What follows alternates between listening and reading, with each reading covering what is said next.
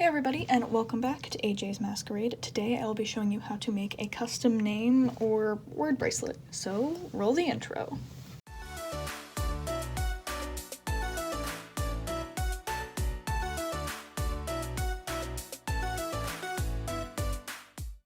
So the first thing you'll need to do is find a pattern. Here I'm using some off of my iPad. So there's a couple ways that you can do this. The way that I got these patterns was from a generator on friendshipbracelets.net. The link for that will be in my description, or you can also just Google like friendship bracelet name bracelet. You'll find it, it's not that difficult. The other way is to find a font pattern. There's tons of them on Bracelet book, they all look really good, and then you just pick out the letters that you need and arrange them in. So for the two-tone alpha, unsurprisingly, there's going to be two tones. The first one's this variegated pink one, and then the other one is going to be this black color, which is going to be mostly on the bottom of the bass strings, kind of. So the first thing that I'm going to do is get out my pattern and figure out how many of these on the edge I need. You don't need to count the, in this case, the pink one. I'm just counting the ones that I want for the black. What's going to end up happening, if you can kind of see on the pattern here, is the black ones are going to be underneath the pink almost all the time, except for when they show up as the letters, and then the pink will be underneath the black. So I need to count these. I think I need 7. So I'm going to need 7 of these, which is actually I'm going to need 4 and then double over and take one out. I'm going to do this with a loop, like I said in my how to start bracelets video. You can also just double them over in a normal knot. So I'm going to need to cut 7 of these. The length that you're going to want for this is about the same as a normal. It's probably less, but just to be safe. So that's about the length of your wingspan, so from one fingertips, English, from one hand to the other one while your arms are stretched out.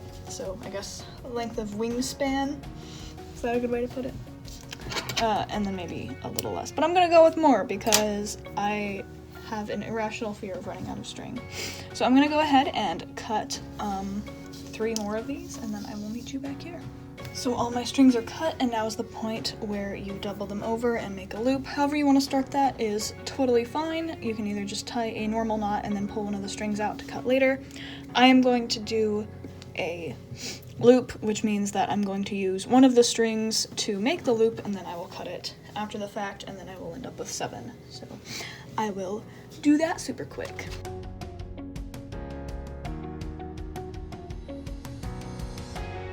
So now you have 7 strings, and it's time to start the background, which in this case is the pink.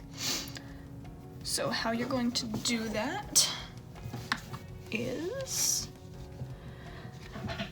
just normal knots all the way down and then all the way back over and over again until you get to where you want to start the letters. So how you make those knots is a kind of 4 shape, with the pink string going over top of the black and then underneath of it and then through and pull it tight, and then again with the pink string going over top of the black and then through and then pull it tight.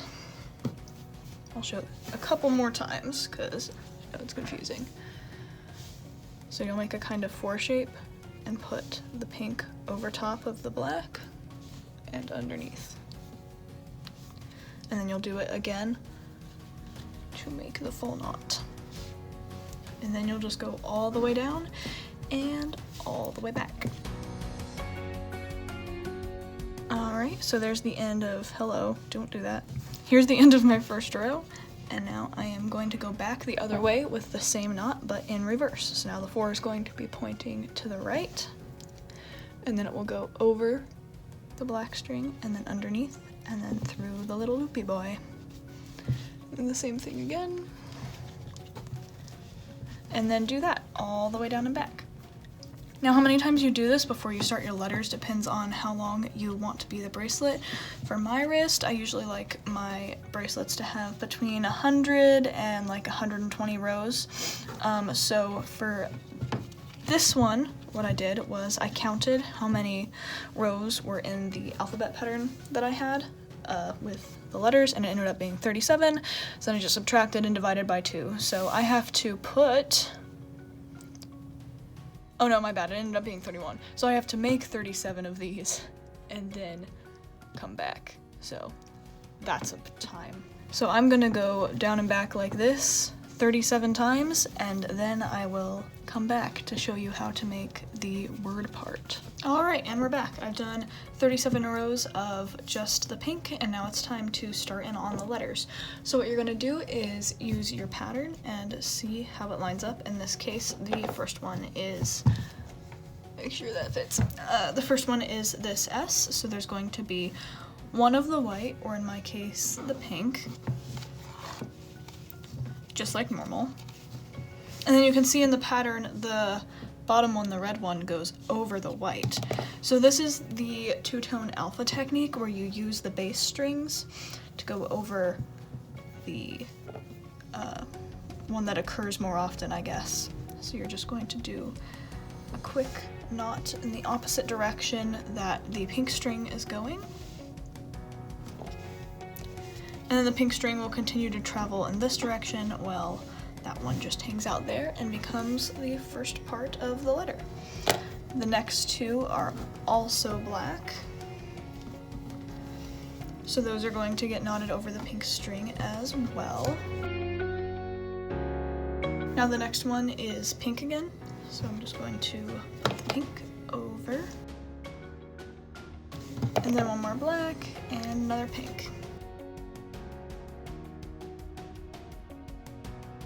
Now there's our first row of lettering. You can kind of see it.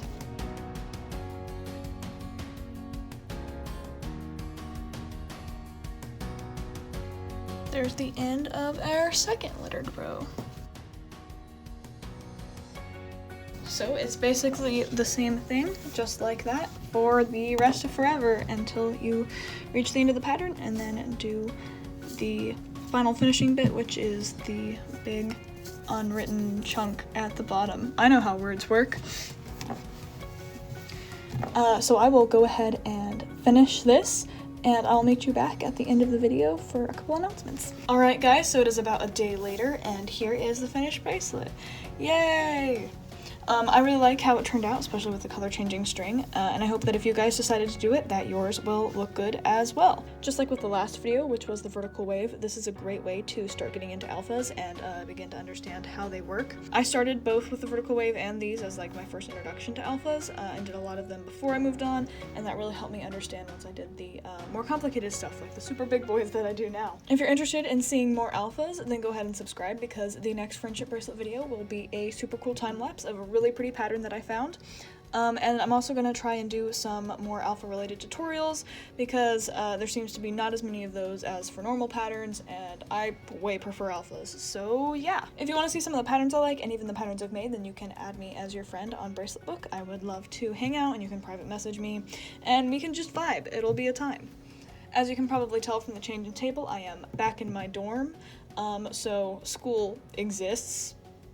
So uploads are going to be pretty wonky, as they are pretty much all the time, so nothing really changed. And if there's anything that you would like me to do, anything that you'd like to see, either friendship bracelet related or not, then let me know and I'll probably do it, because as you know, here on AJ's Masquerade, we do basically everything. So thank you so much for watching, and I will see you on the other side of the rainbow. Bye!